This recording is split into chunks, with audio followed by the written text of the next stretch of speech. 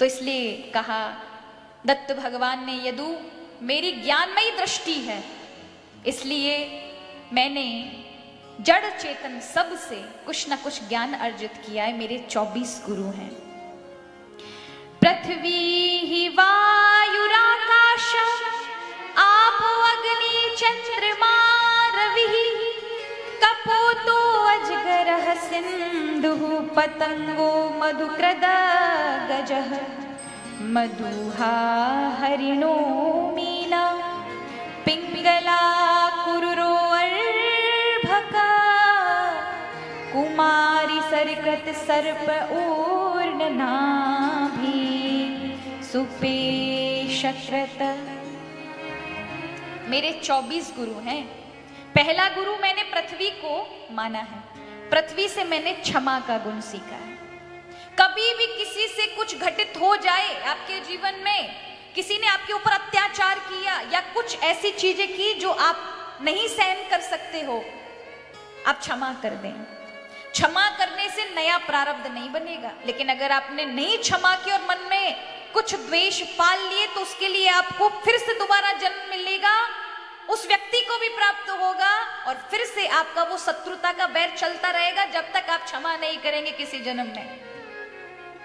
इसलिए हमारे जीवन में कभी घटना ऐसी घटित हो जाती है कि किसी ने हमारा बड़ा भारी अपमान कर दिया, किसी ने किसी को मार दिया, अगर हमने क्षमा नहीं किया तो अगले जन्म में फिर हमें भी उसी के साथ ही जन्म मिलेगा, फिर उसको हम मारेंगे, फिर वो हमें मारेगा अगले जन्म में। इस तरह से क्रम चलता रहता है। एक कथा आती है पुराणिक कि एक इंसान एक बकरे को लेकर गया मारने के लिए, तो उसने कसाई के पास उस बकरे को छोड़ दिया और कहा इस बकरे को मारो, तब तक मैं बाजार से घूम कर आता हूं। तो वो गया। अब बकरे के लिए वो कटार जो गले को काटने के लिए कटार कसाई पहना कर रहा था, उसी समय उसे हंसी की आवाज आती है। तो एकदम आश्चर्यचकित, कौन हंसा कौन हंसा, एकदम आदमियों की हंसी, यहां तो कोई है ही नहीं बकरे और मेरे अलावा। सोचा मेरा भ्रम है। दोबारा उसने कटार को घिसा पैनी करने के लिए, इतने में बहुत तेज मनुष्य के हंसने की आवाज आई। उसने पीछे देखा, कोई नहीं, अब तो डर गया, हाथ से छूट गई कटार। उसने ध्यान से देखा ये हंसी कहां से आ रही है, तो उसने देखा बकरा हंस रहा है, मनुष्य की हंसी। ये देखकर वो डर गया। उसने कहा तू कौन सी बलाए है, हंसता है मनुष्य की तरह, कौन है तू, कोई भूत है प्रेत है, कौन है तू? वो हंसता और कहता है मैं वही हूं, मुझे ये देखकर हंसी आ रही है कि जो आज मैं हूं वो कल तू था, और अगर आज मैंने तेरे लिए कुछ रखा तो कल मैं तेरी तरह बनूंगा, तू बकरा बन जाएगा। और ऐसा 6 जन्म से हो रहा है। जिस धनी ने मुझे बेच दिया था वो धनी सत्संगी था, और सत्संग सुनकर के मेरे मन में ये भाव आ गया कि इस बार तू मुझे काटेगा, मैं तुझे क्षमा कर दूंगा, क्योंकि पूर्व जन्म में मैंने क्षमा नहीं किया था। मेरे मन में दुख प्रकट हो गया था कि मैं बदला लूंगा तुझसे। तो फिर मैं कसाई बना, तू बकरा बना, तुझे काट दिया। इस बार तू कसाई बना, मैं बकरा बन गया। इस तरह से हमारा क्रम चक्र चलता ही आ रहा है। इस बार तू मुझे मारेगा, मैंने क्षमा किया क्योंकि मैं इस बंधन से छूटना चाहता हूं। तू क्षमा करे ना करे, पर मैंने तुझे क्षमा किया जिससे मेरा ये बंधन कटे, नहीं तो तेरे से प्रारब्ध से मेरा बंध चुका है। और आज उसी तरह से पृथ्वी के गुण से क्षमा सीखें, क्षमा कर दें। दूसरा गुरु मैंने वायु को बनाया, उससे असंगता सीखी। तीसरा आकाश, आकाश के समक्ष बादल घिर जाते काले काले, लेकिन बादल आकाश को अपने में मिला नहीं सकते। उसी तरह से देह अलग है, आत्मा अलग है। वही वाली बात कि आत्मा को ब्रह्म हो जाता है, लेकिन आत्मा आकाश की तरह विराट है। उसे ना तो बादल छुपा सकते हैं, ना योग माया ये बिजली, आकाश बिजली जला सकती है। ना जायते म्रियते वा कदाचिन नायम भूत्वा भविता ना भूया। उस आत्मा को ना कोई मार सकता है, ना वो पुरानी होती है, ना वो जन्म लेती है, ना वो नई है। तो यहां कहा कि भैया तीसरी जो गुरु बनाया वो था अग्नि। अग्नि से सीखा कि जिस प्रकार अग्नि बक्ष अवक्ष वस्तुओं को खा जाती है, उसी तरह अवधूत को भी, चाहे शूद्र के यहाँ से भोजन मिले, चाहे ब्राह्मण के यहाँ, चाहे सन्यासी के यहाँ, केवल अवधूत के लिए ये धर्म, सबके लिए नहीं। कहीं से कुछ मिले उसे पा लेना चाहिए। ये मैंने अग्नि से सीखा। चंद्रमा से मैंने शीतलता का, चंद्रमा से मैंने जिस तरह से चंद्रमा घटता बढ़ता है, कृष्ण पक्ष में घटता है, शुक्ल पक्ष में बढ़ता है, उसी तरह से ये घटता बढ़ता तो कलाएं हैं चंद्रमा की, चंद्रमा कभी घटता बढ़ता नहीं। उसी प्रकार संसार में जो दुख सुख मिलता है वो मन के धर्म है, मन के कारण मिलता है सुख दुख, है ना। आत्मा के कारण सुख दुख नहीं, आत्मा तो बस प्रकाशमान है, शरीर को, मन को, सबको जागृति दे रही है, लेकिन वो दुखी नहीं होते। दुखी कौन होता है? मन होता है।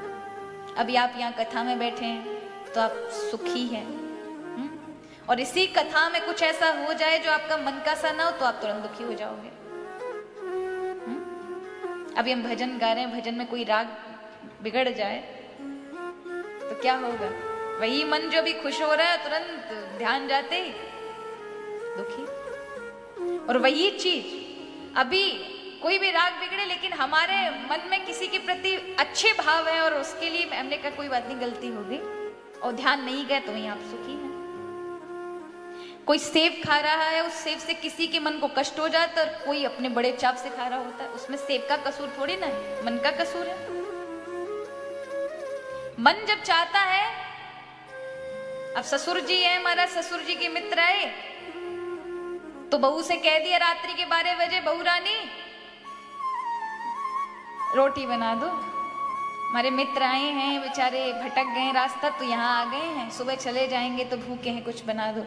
तो बहू रानी गर्म हो जाती हैं। सारा घर गृहस्थी का काम करके अभी मुझे आराम मिला था, इन्होंने मशीन समझ रखा है, बूढ़ों को चैन नहीं है, और बनाएगी। लेकिन महाभारत बर्तनों का जो रसोई में होगा इधर उधर पटकने का, और 4 पूड़ी भी या दो रोटी भी मुश्किल से आएंगी तो लड़ झगड़ करके, और दूसरे दिन खुद का भाई आ जाए तो रात के 12 बजे और आवाज लगाए बहन जी, तो बहन जी महाराज सो रही होंगी, जाग रही होंगी, अरे भैया तू कैसे? बहन मैं जा रहा था तो ट्रेन छूट गई। बहुत बढ़िया, तू यहाँ कम से कम मौका तो मिल गया, चल भूखा होगा। नहीं बहन जी मैं घर से खा के आया। अरे बैठ अभी बनाती हूँ, 2 मिनट लगेगी, और महाराज पूड़ियाँ सिक जाती, खीर बन जाती है। क्यों? और कोई ना बर्तनों की खटखटाहट आएगी, ना लड़ाई ना झगड़ा, बड़ा प्रेम से भाई के लिए सारा भोजन बन जाएगा, बड़े प्रेम से खवाएगी। और जो कल आए थे बेचारे, उनके लिए 2 पूड़ी बनाने में महाभारत का युद्ध हो रहा था। क्यों? मन की इच्छा नहीं थी ना बनाने की, और जो आया है अब उस पर मन ज्यादा है, इसलिए दुख में भी कष्ट महसूस नहीं हो रहा कि नींद खराब करके भोजन बनाना पड़ रहा है, पर नहीं, क्योंकि मन को अच्छा लग रहा है। इसलिए मन को जो चीज अच्छी लगती वहां बहुत परिश्रम करने पर भी आपको शरीर की थकावट नहीं होगी, और जहां आपका मन नहीं है वहां थोड़ा सा काम करने पे भी महाराज ऐसे रह जाओगे कि हमारे तो शरीर में दम ही ना है। तो इसलिए मन के धर्म है ये कष्ट पाना, आत्मा का धर्म नहीं। इसलिए ये मैंने चंद्रमा से सीखा। अग्नि जल से मैंने पवित्रता और शीतलता स्वच्छता के गुण सीखे, जल को मैंने गुरु बनाया। फिर आता है सूर्य को गुरु बना करके, जिस प्रकार सूर्य अलग अलग जगह घड़ों में अलग अलग दिखाई पड़ता, उसी प्रकार भगवान के अलग अलग रूप और नाम दिखाई पड़ते हैं, लेकिन सूर्य एक है, 1000 नहीं है। 1000 गिलास सूर्य के सामने रख दिए जाएं तो उसमें सूर्य दिखाई पड़ेगा, पर वो 1000 नहीं है, वो एक ही सत्ता है। कई बार लोग लड़ते हैं, राम को भजो, इनको भजो, हमारे भगवान अच्छे, हमारा ये, पर ये झंझट ही मिट जाए महाराज अगर लोगों को एक तत्व का भान हो जाए कि सबकी आराधना भले अलग हो सकती है, पर जैसे सारी नदियां अलग अलग नाम लेके जब समुद्र में मिलती है ना महाराज, तो अपना अस्तित्व खो देती हैं। ना वो गंगा रहती है, ना वो ताप्ती रहती, ना वो कावेरी, ना वो जमुना, फिर केवल समुद्र है। उसी प्रकार के नाना पंथ आदि धर्म जब उस एक परमात्मा में जाकर मिलते हैं, तब सब अपना सब नाम धर्म सब भूल जाते हैं, फिर एक ही सत्ता मालूम होती है, और वह है आत्मा का परमात्मा से मिलन। जिस प्रकार से पृथ्वी को आप बांध सकते हैं ना, पृथ्वी सगुण रूप है, इसलिए आप ये मेरी इतनी जमीन है, ये आपकी है, लेकिन वायु को कौन बांध सकता है? कोई बांध सकता है कि वही वायु आपके मुख में जा रही है, वही मेरे मुख में जा रही है? उसको आप नहीं बांध सकते कि नहीं इतनी वायु मेरे तक जाएगी, बाकी की नहीं जा सकती। कोई बांध नहीं सकता, उस सामर्थ्य नहीं। उसी प्रकार वो परमात्मा भी ऐसी विराट में फैला हुआ है, उसे हम नहीं बांट सकते। अब उस साकार रूप उसका जो होता है तो हम बांट लेते हैं कि भैया ये हमारे प्रभु, पर व्यवहारिक रूप में तो ये सगुण सत्ता समझ में आती है, लेकिन जब आप परमार्थ रास्ते पर होते हैं तब सब एक होते हैं ना, फिर दो भाव नहीं आते। ये ज्ञान की दृष्टि होती है कि वहां द्वैत नहीं होता, वहां अद्वैत हो जाता है। तो यहां पर सूर्य भगवान से ये सीखा, कबूतर से आसक्ति का, कि कबूतर आसक्ति के चक्कर में जाल में फंस जाता है, उसको गुरु बनाकर मैंने ये सीखा। अजगर से मैंने संतुष्टि का गुण सीखा कि अजगर कुछ नहीं करता, बस संतोष रख लेता कि मुझे अवश्य मिलेगा, और उससे भोजन कहीं ना कहीं से प्राप्त हो जाता है। उसी प्रकार से अवधूत को भी इतने ज्यादा हाथ पैर नहीं पटकने चाहिए, संतुष्टि रखनी चाहिए। फिर दत्त भगवान कहते कि मैंने सागर को गुरु बनाकर गंभीरता सीखी, गंभीरता का गुण लिया कि जीवन में शांत और गंभीर रहना परम आवश्यक है। पतंग से मैंने ये गुण प्राप्त किया कि रूप में अगर आसक्त हो गए तो आप जल जाओ। पतंग जो होता है रोशनी देखता है, जाता और मर जाता है उसी में। उसी प्रकार रूप को देख करके मोहित हुए तो आपका पतन हो जाएगा ना। एक इंद्रिय का सुख के चक्कर में आप अपना पूरा जीवन गंवा देंगे। मधुमक्खी से मैंने सीखा कि वो जिस तरह से फूलों से तोड़ तोड़ के एकत्र करके छत्ता बना लेती है, बहुत सारा मधु सालों साल का इकट्ठा करती है, 5-5 साल लग जाते इतना बड़ा छत्ता इकट्ठा करने में, खुद नहीं खाती, वो इकट्ठा करती है। और एक व्यक्ति कम्बल काला ओढ़ के आता है, आग लगाता है, धुआं निकालकर सारा मधु जो उनका इकट्ठा किया था भर के ले जाता है, और वो खुद आराम ले रहा होता है, और मधुमक्खी बेचारी मरी पड़ी होती है। उसी तरह से ये वो लोग हैं जो अपने धन का ना तो सदुपयोग अपने लिए उपयोग कर पाते हैं, ना तो वो उसका खुद आनंद ले पाते हैं, ना दूसरों को कभी लेने देते हैं, तो एक दिन उनसे वो धन छिन जाता है ना, वो चले जाते सब छोड़कर, धन यहीं रह जाता है, तो उसका कुछ भी अर्थ नहीं निकलता। इसलिए हमेशा धन को अपने हाथ से अच्छे सदुपयोग में, और आज भैया बता भी रहे थे कि अपने तन के लिए, अपने भोगों के लिए भी लगाएं, क्योंकि आज बहुत आवश्यक है। तो वो धन अपने लिए कम से कम दान ना कर सको तो अपने जीवन पर के लिए तो लगा लो, सुखों के लिए तो लगा ले कि अच्छे से रह सके। यानी पहली गति है दान, दूसरी है भोग, और तीसरी है नाश। पर धन्य प्रथम गति जाके, वो धन धन्य है जिसकी गति सबसे पहली है, यानी वो दान है उसके जीवन में। जब हम दान करते हैं कुछ, तो वह दान ही हमें चौगनी ऐसी प्रभाव प्रदान कर देता है कि आज हमने इतना दिया है, आने वाले समय में आप इतने वाले बन जाते हैं। दान देने से आपकी प्रगति होती है, लेकिन साथ में कब आपको किस समय आवश्यकता पड़े और उस समय आपकी आवश्यकता पर वो चीज उपलब्ध हो जाए। अब कई बार मुझे लोग कहते हैं कि रेलवे स्टेशन पर कुछ लोग बच्चे मिलते हैं हमें रास्ते में, जब ट्रेन के पकड़ते हैं तब, तो हमने कई बार कुछ बच्चों को, अगर हमारे पास कुछ सामग्री पड़ी होती तो हमने ऐसे ही दे दिया कि, तो हमारे साथ जो यजमान जा रहे होते हैं वो कहते हैं नहीं इनको मत दो, ये बड़े बदमाशी करते हैं, ये नाटक बना लेंगे, जहर वहर का इल्जाम लगा देंगे, झाग डालना आरंभ कर देते हैं। तुमने कहा ऐसे करने से तो क्या हम अपने अच्छे कर्म बंद कर देंगे क्या? मान के चलो किसी ने कुछ अच्छा पुण्य कार्य किया, किसी को बचाया, और वो चोरों उचक्कों के चक्कर में पड़ गया और उसको हानि पहुंची, तो ऐसे में अपने अच्छे कर्म बंद नहीं करने चाहिए। जब वो दुराचारी अपने बुरे कर्म बंद नहीं कर रहे हैं तो अच्छे कर्मों को अच्छे लोग क्यों बंद कर दें? मैं ये नहीं कह रही कि हम अच्छे हैं, वो मैं इसलिए उदाहरण में बता रही हूं कि अच्छे कर्म कभी बंद नहीं होने चाहिए। वो हमेशा सतत, चाहे आपके साथ कुछ हो भी जाए एक बार को, लेकिन ईश्वर के दंड विधान है महाराज। और मैं तो ये कहती हूँ, ये मेरा पक्का विश्वास है कि मुझे आज तक ऐसे लोगों से कभी भेंट ही नहीं हुई, आज तक नहीं हुई। और मुझे विश्वास है कि प्रभु ऐसे जीवन में मेरे साथ जो उपयोगी होंगे वही समक्ष आएंगे, अनुपयोगी को ठाकुर जी कभी समक्ष प्रकट ही नहीं करेंगे, और होता भी नहीं है। तो आपका विश्वास होना चाहिए अच्छे कर्म बंद ना हो आपसे, क्योंकि यही अच्छे कर्म क्या पता किस समय, अगर आपने किसी की मदद की होगी किसी के प्राण बचाने में, तो आपका कोई ऐसी परिस्थिति का सामना कर रहा होगा तो वहां पर आपके लिए मदद पहुंचेगी, क्योंकि आपने की है।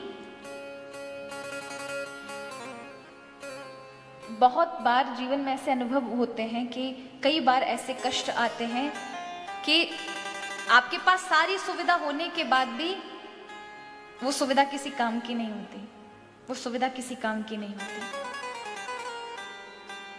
एक बार हम कहीं जा रहे थे, कथा से 2008 की बात है, तब पिताजी नहीं थे उस कथा में, जब हमारे साथ नहीं चले थे, काजल छोटी थी, वही मेरे साथ चलती थी। तो उस समय जब हम गए तो जिस जगह हम पहुंचे, जहां हमें जाना था, वो यजमान हमें लेने नहीं आए। उस रात्रि को हम स्टेशन पर ही रुके थे और हम छोटे थे तब। तो उस समय एक व्यक्ति ने आकर के हमें देखा, प्रणाम किया, ना हम उसे जानते ना वो हमें जानता। उसने आकर कहा कि मेरी इच्छा है, मैं आपको भोजन कराना चाहता हूँ। और वास्तव में उस समय भूख लगी थी, पर कौन थे का कहे में महाराज, परदेश है, किससे क्या कहेंगे, जिसको लेने आ रहा था वो पहुंचा ही नहीं। तो उस समय उस व्यक्ति ने, हमने कहा हम नहीं जाएंगे आपके घर, तो वो वहां पर लेकर आए, अपनी धर्म पत्नी को लेकर आए, और बड़े सुंदर से उन्होंने वो टिक्के वाले टिक्कड़ खिलाए थे हमें, और बड़े प्रेम से भोजन कराए। तो ये क्या कहेंगे, जहां आवश्यकता हमें लगी, जहां कोई नहीं था, वहां पर भोजन की व्यवस्था अपने आप होना, यानी जिनको मैं नहीं जानती, जिनसे मेरा परिचय, अरे प्रेम में अगर कोई करे, मैं जहां जो मुझे प्रेम करते हैं, अगर वो मुझे देखेंगे तो पूछेंगे ही, स्वाभाविक कि आपको भोजन की आवश्यकता है, मैं भोजन ले आऊं, क्या लेकर आऊं आपके लिए। अब हम कहीं मिलते हैं तो लोग, दीदी मैं आपके लिए जल लेके आए, क्या लेकर आए, प्रसादी आप क्या लेंगे। जिनको मैं नहीं जानती, ना वो मुझे जानते, वो आकर मुझसे खुद कहें कि हमारी इच्छा है आपको भोजन कराने की, मैं अभी बनवा के लेके आया, तो या आप मेरे घर चले, ये क्या कहेंगे। मैं नहीं कहूंगी मेरे पुण्य कर्म प्रभु की कृपा है, लेकिन पुण्य कर्म ही साथ देते हैं। आपने किया होगा तो आपको ऐसे टाइम पर मिलेगा, आपको मदद मिलेगी, इसलिए सतत कर्म करते रहना चाहिए। तो यहां मधु से सीखा कि इकट्ठा नहीं करना चाहिए, पानी बाड़े नाव में, धन में घर में बाड़े दाम, दोनों हाथ उलीचिए यही अकल का काम। घर में जब पैसे बढ़े तो अच्छे अच्छे कर्मों में लगाना चाहिए, जिससे वो बीमारियों में ना लगे, जिससे वो गलत कर्मों में ना लगे, वो अच्छे कार्य में लगेगा तो आपकी तरक्की करेगा। इसलिए उसे लोगों की मदद में, अस्पतालों के बनने में, बच्चों की पढ़ाई में, गौ माता की रक्षा के लिए, पशु पक्षियों के दाने के लिए, मानवों की सेवा करने के लिए, साधु संतों के सत्संग के लिए, जिससे हम सबकी सनातन पद्धति बनी रहे। ऐसे गोरखपुर गीता प्रेस के उस प्रेस के लिए करना चाहिए, जिससे ये शास्त्र आदि का जो पुनरुत्थान सतत वर्षों से चला आ रहा है वो रुके नहीं। तो यहां गज से हाथी को गुरु बनाकर सीखा कि वो स्पर्श सुख के चक्कर में पकड़ा जाता है ना। हाथी को जंगल में पकड़ना हो तो गड्ढा खोद करके उसको घास फूस से ढक करके उसके ऊपर एक रुई की हथनी बना देते हैं, उसी के आकार जैसी। और गज यानी हाथी देखता है उसे असली हथनी समझकर जैसे ही जाता है गड्ढे में गिर जाता है ना, स्पर्श सुख के चक्कर में। तो इस स्पर्श सुख के चक्कर में कभी अवधूत को नहीं फंसना चाहिए।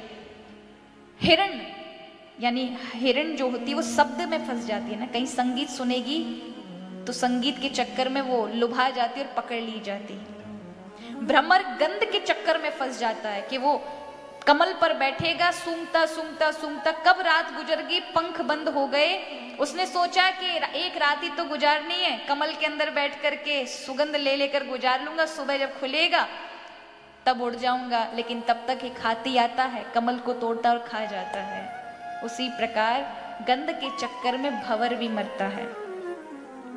और मीन रस के चक्कर में, दाना मिलने के चक्कर में फंस जाती है। तो जब हिरण शब्द के चक्कर में सुन करके फंसता है, भौरा गंध के चक्कर में फंसता है, हाथी स्पर्श के सुख में फंसता है और मछली रस के रूप में फंसती है। इस तरह से जब ये 5 तत्व से एक एक इंद्रियों वाले प्राणी फंस जाते हैं, तो मनुष्य तो 5 इंद्रियों से इन रसों को भोगता है। उसकी क्या गति होगी कि वे आंखों से दृश्य देखता है, कानों से सुनता है, नाक से सूंघता है, मुख से बोलता है। जब इन इंद्रियों को त्वचा से स्पर्श का सुख लेता है, 5 इंद्रियों का मालिक है, ज्ञान इंद्रियों का मालिक है, 5 ज्ञान इंद्रियों का। जब इससे वो सुख भोगेगा तो इसकी क्या गति होगी। जब एक एक इंद्रिय वाले ये प्राणियों की ये गति है कि हाथी केवल स्पर्श सुख में मारा जाता है, भंवरा के पास एक ही गुण है कि वो गंध लेता है, इसलिए अटक जाता है। हिरण के पास शब्द की एक इंद्रिय होने के कारण वो शब्द में फंसकर पकड़ा जाता है। तो मनुष्य के पास तो 5 इंद्रियां, वाको तो महाराज भगवान ही बेड़ों पार लगाए, रात दिन फंसा होता है। तो यहां पिंगला नाम की वैश्या से ये सीखा कि चिंतन भगवान में लगाएं, पर पुरुष में नहीं। चिंतनीय यदि कोई है तो भगवान है। ये पिंगला वैश्या प्रतिदिन सज धज करके बैठ जाती थी अपने घर के सामने पुरुषों की प्रतीक्षा करने के लिए, लेकिन 1 महीना हो गया कोई पुरुष नहीं आया।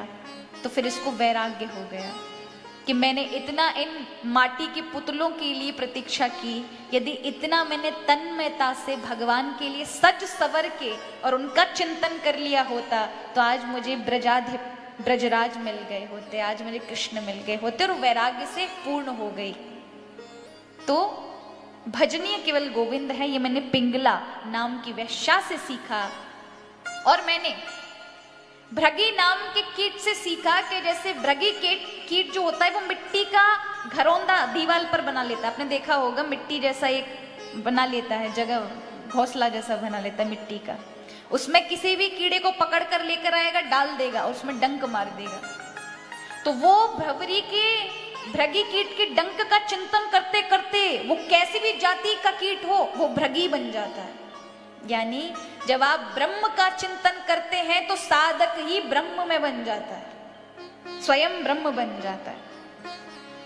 मैंने कन्या से सीखा कि अवधूत को एकांत में रहना चाहिए। मैंने बच्चे से सीखा कि निष्प्रही होना चाहिए। मैंने सर्प को गुरु बना करके ये सीखा कि घर नहीं, मठाधीश नहीं बनाना चाहिए। जैसे सर्प एक बिल से दूसरे बिल में चला जाता है, एक जगह नहीं ठहरता, उसी प्रकार घर आदि के झंझट में अवधूत को नहीं फंसना चाहिए।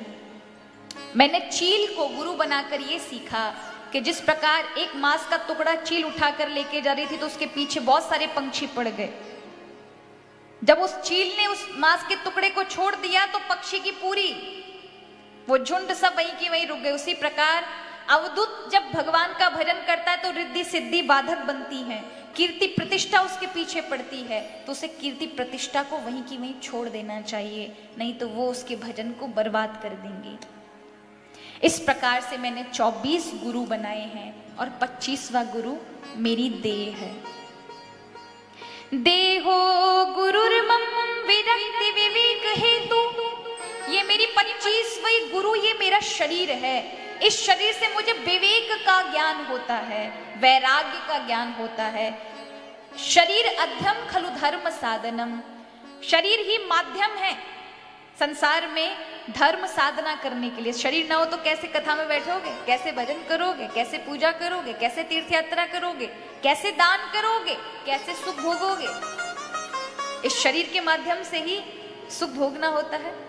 तो कहा इस शरीर से ही वैराग्य उत्पन्न हो जाता है कि शरीर में जब सुंदर त्वचा होती तो हम बड़ा सुंदर कहते हैं ना कि मेरी त्वचा बहुत प्यारी है, मेरी त्वचा मैं बहुत खूबसूरत हूँ। लेकिन एक समय आता है कि जब त्वचा जर्जर हो जाती तो इसी से वैराग्य हो जाता है ना, तब वैराग्य हो जाता है। पड़े पड़े साल 2 साल व्यतीत हो गए हॉस्पिटल में, तो फिर खुद ही डॉक्टर से कहते हैं, डॉक्टर साहब इस जिल्लत भरी जिंदगी से वह हमें स्वतंत्रता दे दो, हमें मार दो। क्योंकि विश्वास हो जाता है कि हम शरीर नहीं हैं, हम आत्मा हैं। ये शरीर एक दिन छूटेगा और इससे छूट जाए तो हम मुक्त हो जाए, हमें दूसरा शरीर मिलेगा। ये वैराग्य उत्पन्न होना। जिस शरीर को देख करके, मखमली को देखकर हम बड़े खुश होते हैं, वाह हमारी त्वचा बड़ी मखमली है, लेकिन वही आपको चर्म रोग हो जाए, कुष्ठ रोग हो जाए, कि आपकी चमड़ी ऐसे उखड़ रही हो, तो आपको फिर घृणा आएगी उससे ना। और जब हमारी स्किन से वो चमड़ी निकलती है, कभी कभी पैरों में से खाल लुपटने लगती है, तो हमें कितनी बुरी लगती है, हम उखाड़ के फेंक देते हैं ना। तो खुद से ही वैराग्य पैदा हो जाता है कि एक दिन सब नष्ट होगा, इसलिए इसमें क्या राग रखना, छोड़ दो। और जो नहीं